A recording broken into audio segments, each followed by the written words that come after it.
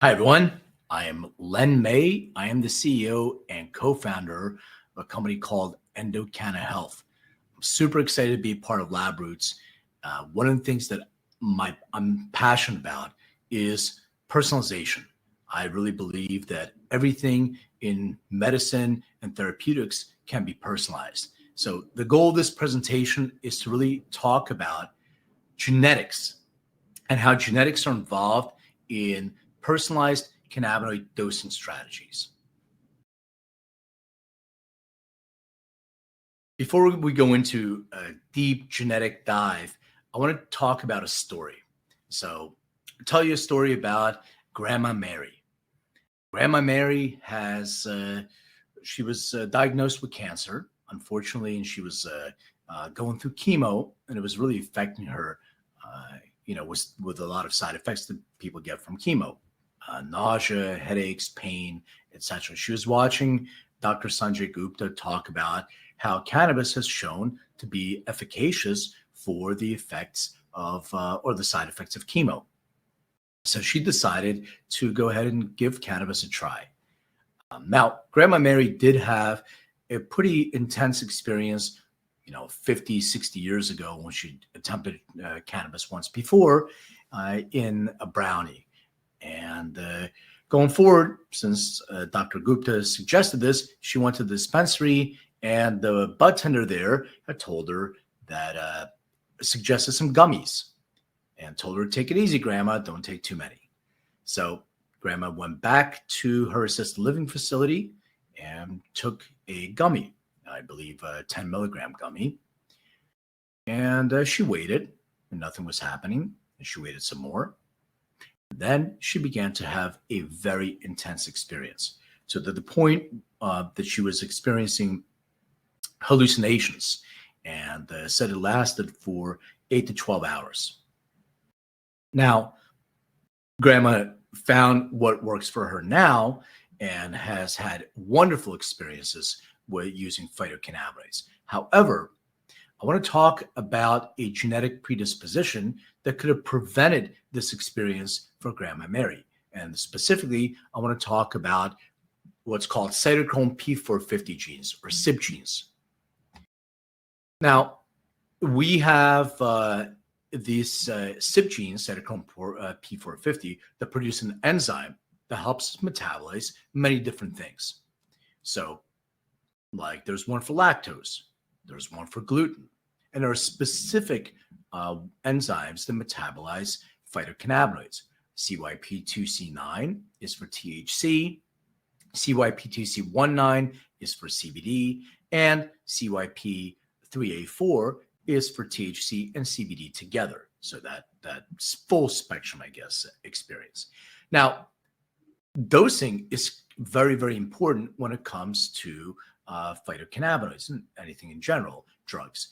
So CYP2C9, there's about 10% of the population that has a genotype that may be a poor metabolizer or an intermediate metabolizer, where the onset will be slower, or for some people, they can be rapid metabolizers. The onset can be quicker, and the intensity can be increased exponentially.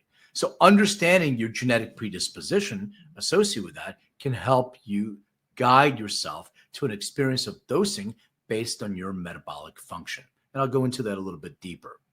So also other genes and genetic predispositions can provide you a roadmap on how certain phytocannabinoids can affect you and how to dose effectively based on those different genetic predispositions. So the second one that I want to mention is called FA.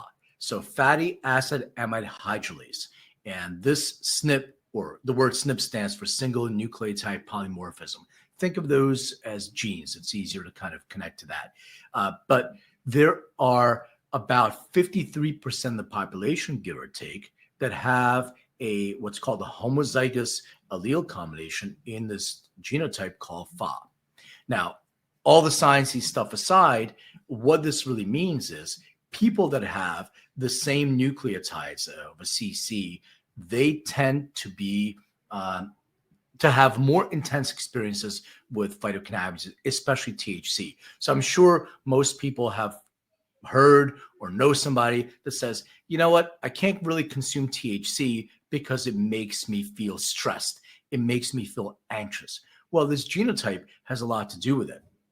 When we consume THC, THC itself has a very narrow therapeutic window, and I'll go into that in more detail. So what happens is when THC binds to your receptors, and I'll explain that a little bit later as well, you actually secrete anandamide. So drugs in general, as ligands, as you consume that, there is a receptor binding, and from that receptor binding, we have a endogenous within a neurochemical that's released. With cannabinoids, specifically delta 9 THC that's decarboxylated, we secrete anandamide. And when people have too much anandamide or not enough, depending on what you have, but if you're secreting too much anandamide, that can actually increase a risk of these conditions, which on a simple standpoint, anxiousness or stress or some people describe as paranoia. For some people, we see on the slide PTSD, anxiety, and there is some evidence of dependence as well. So once again, your genetics can guide you into a certain experience that you may want to avoid, like a GPS system that can show you there's potholes in the road or there's an accident. So let's be aware of that. And then you can make better informed decisions. Mental health. So there's another series of genes. These are CNR2. So it's a cannabinoid receptor gene, also in a category. And what we found in studies that we've conducted are people that have this genotype, specifically on this SNP, are more likely to be associated with depressive feelings or feeling those feelings of depression or feeling down mood-wise. And what we have seen is people that consume a higher amount of THC with different terpene profiles, like myrcene or the sedative terpene profiles. Those specific terpene profiles kind of trigger that genetic expression, or the epigenetic expression, I should say, where somebody can actually feel that mood, depressive feelings. Those are things that we want to mitigate as well. And if you, the other condition, and we talk to people all the time, and I've had many conversations, people that use cannabis to help them with, inflammation and pain. But when you start getting deeper into those conversations, sleep comes up. And sleep is extremely important, and quality of sleep, not necessarily quantity of sleep. And by the way, some people have predispositions that are associated with poor quality of sleep. Like, for instance, I have a gene associated with what's called bruxism, which is grinding your teeth. And for many years, never was expressed. During COVID, I went to get my teeth cleaned, and the person who's cleaning my teeth said, "You're grinding your teeth." I was like, "No, I'm not." I said, "Well, here's your x-rays before and here's your x-rays after." So things in lifestyle, stress, COVID is pretty stressful, that can trigger the epigenetic expression of whatever your predisposition is to things like bruxism. So there are many genes, 5 specific ones that we've identified, but there are more than those that are associated with your genetic predisposition to quality of sleep. So specifically insomnia, sleeplessness, etc. MEIS1 is one of those genes.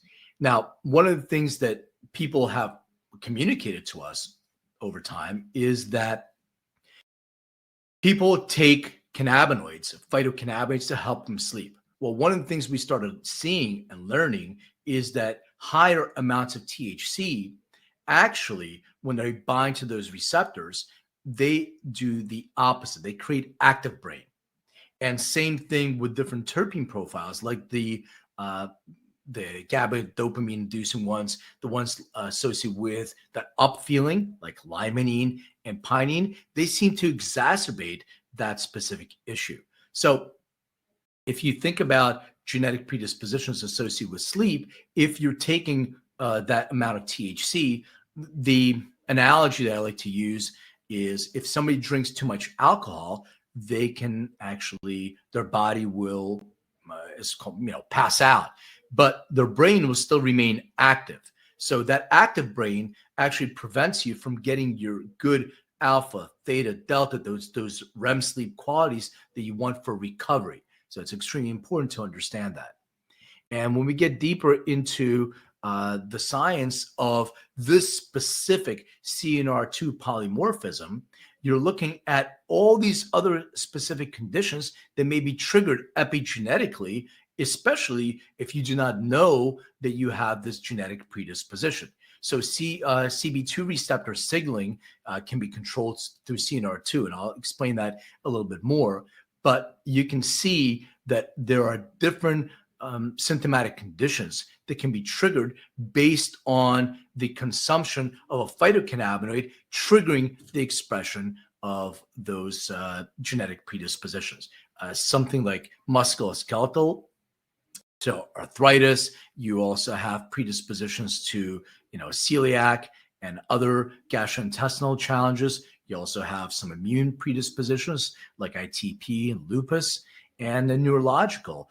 There's an association with MS and other conditions, especially in psychiatric conditions like psychosis. I'll get into that in 1 second. But we have seen many positive studies coming out on MS studies on different phytocannabinoid ratios of cannabinoids like CBD that does have an affinity for CNR2, et cetera, that help to limit that expression of the effects of multiple sclerosis, for instance. So going into psychosis, and it's a scary thought of some people having a psychotic episode, but I can assure you in the last 5 years, I've probably seen about 5 people that had an episode. And it's sort of a perfect storm. They're a poor metabolizer, they consume too many edibles, or the amount that is more than they need based on genetic or epigenetic expression. They also have predisposition to stress reactivity and maybe even PTSD. And then a genetic predisposition on a SNP called AKT1 that's associated with psychosomatic effects, psychosis-like effects. This can be a dissociative experience and can be pretty intense for people. So something to be aware of. And once again, there is a way to know this about yourself and mitigate and avoid those symptomatic expressions of those symptomatic conditions. So just to give you an indication, here's a short chart of different genetic predispositions associated with cannabis use and associated with how many people have this genetic predisposition. So understanding the type of phytocannabinoids that you may consume and also the amount of those phytocannabinoids, they can actually create those genetic predisposition expressions epigenetically. So all those things are what we may want to mitigate or avoid. So most of you know what the endocannabinoid system is, but I feel it's important for me to communicate it in my way because I'm using terminology. So just kind of set the stage for what my definition of the endocannabinoid system and how this is involved in your genetic predispositions. So the endocannabinoid system is your body's primary regulating system. So it regulates all these other systems in our bodies, as you can see, temperature, mineral intake, waste, all those other things. And the way that it does that, it gets signals from the other systems within our bodies. And think of it sort of as like salmon swimming upstream. It goes up the central nervous system to the brain, and then the brain then makes a decision, certain parts of the brain, like the amygdala, what endogenous endocannabinoids or how much of those to be able to release to make sure that our bodies are in homeostasis or balance. And the two that the endocannabinoid system uses are anandamide, which I mentioned earlier, and also 2-AG. So it's very, very important to understand how much of those specific endogenous neurochemicals we should be secreting to maintain that homeostasis. And it's different for different people because it is a personalized experience. Now, when we consume drugs in general, I mentioned this before, like for instance, cocaine, and it's no different than consuming phytocannabinoids in a way. When you consume that, there is a binding to a receptor. So in cocaine, it's a dopamine receptor, and then it blocks the reuptake of the dopamine. So you're getting squirting, 100 times or whatever the amount is of dopamine that you would naturally secrete. So your brain basically says, "Hey, this feels pretty good.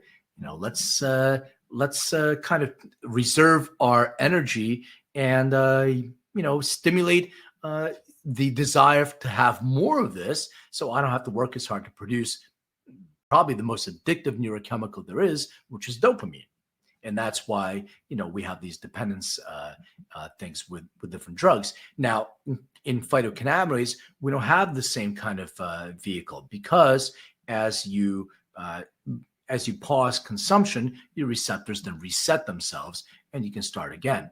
However, I just want to explain there's different receptor areas, CB1 and CB2, and think of CB1 as more associated with the brain central nervous system and those being secreted anandamide, and CB2, think of it more as the immune digestive system, all those different systems. And there's an affinity of cannabinoid CBD. When it has the affinity for the CB2 receptor, it actually helps to release 2AG, which helps modulate the other systems that I mentioned.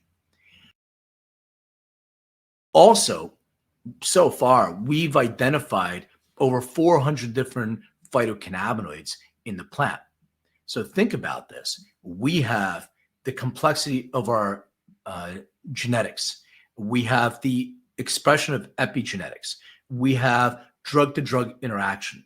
And we have over 400 different cannabinoids. And by the way, we haven't identified all of them, what they do, and we haven't identified how they all work together. So there's complexities to that. In addition to that, there are terpenes. So we have the essential oils that the plant produces, cannabinoids, terpenes. How do they all work together? And once again, we need to have a more personalized experience with our phytocannabinoids use. But we have all these different chemicals and all these different ingredients, I guess, in the plant to be able to, constituents in the plant to be able to deal with. Now, in not only understanding what we need, but also, are we getting the actual formulations that we think we're getting based on the different testing standards? So these are all questions that we will try to address. Now, before I continue, I want to talk about pharmacogenomics. And pharmacogenomics, or PGX, is really a study of how genes affect a person's response to drugs. So the idea is that we look at pharmacology and genomics to be able to deliver an efficacious and a safe dose. And this is what's done in pharmacology to a certain degree, and we should implement that in phytocannabinoid therapeutics as well, because a person's genetic makeup does also indicate what experience they'll have with a phytocannabinoid. In addition to that, interactions. So not only drug-to-drug interactions, some drugs can be inducers, or some are inhibitors, and even supplements. So understanding that experience is extremely, extremely important. Now, THC itself has a narrow therapeutic window. So the idea is to be in the target range. And when we're looking at drugs in general, there is a toxicity level and there's a subtherapeutic level. So the subtherapeutic level is it doesn't really work, and toxicity is exactly what it says, toxicity. So understanding in cannabinoids, understanding the efficacy, we've always done trial and error in dosing and dose titration, slow and low. Or we've done things like milligram per kilogram weight. Well, I can assure you that I am an ultra rapid metabolizer of CBD and I'm a normal metabolizer of THC. So if I'm consuming this the same amount of CBD as my business partner, who's a normal metabolizer, I'm not really feeling much, so I have to increase my dosage. But also on the THC side, if we're looking at milligram per kilogram, well, if he and I consume exactly the same amount of THC, we'll both have completely different experiences. He's a poor metabolizer, slower onset can be a pretty intense experience, and I'm a normal metabolizer, so I'll have a different experience. So dosing based on metabolic function and looking at those drug-to-drug interactions is really, really key. And just to continue, this is what we want to mitigate. So first of all, the therapeutic response. The second thing we look at is the side effects. So relative risk, there are side effects of of phytocannabinoids that can be predicted by your genetic predispositions. So where we want to get to is your optimal dose of THC and CBD, and that can be predicted also, and I'll explain how that works.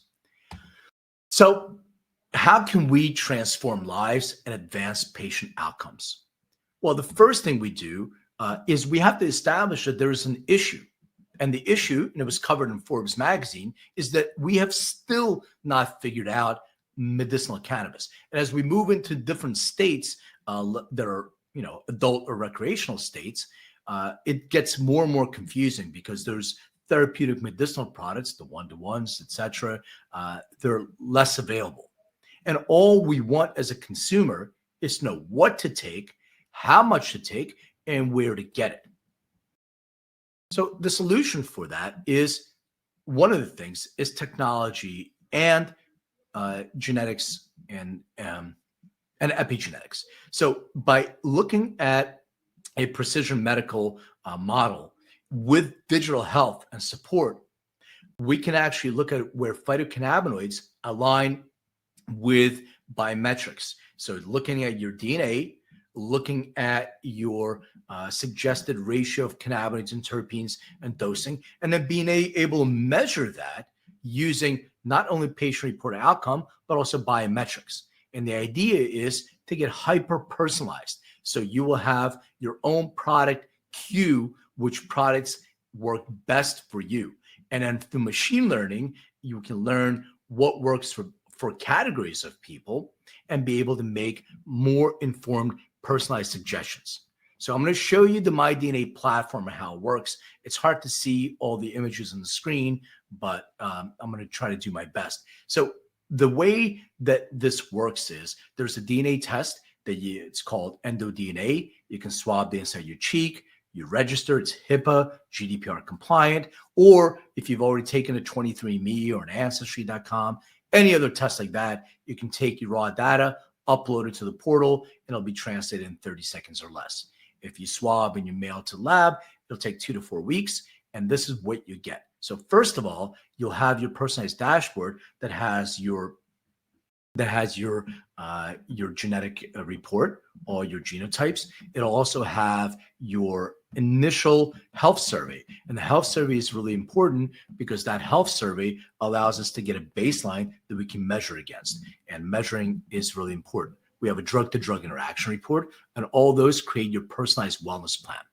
And a report, we can show you that you have a genetic predisposition to on FA, which I mentioned earlier. They can actually show you that you are predisposed to having a possible stressful event associated with your phytocannabinoid use. So being able to mitigate that, that's a way to be able to suggest a ratio of higher an antagonist of CB1, so higher CBD, lower THC, and a different terpene profile that's more aligned with you individually.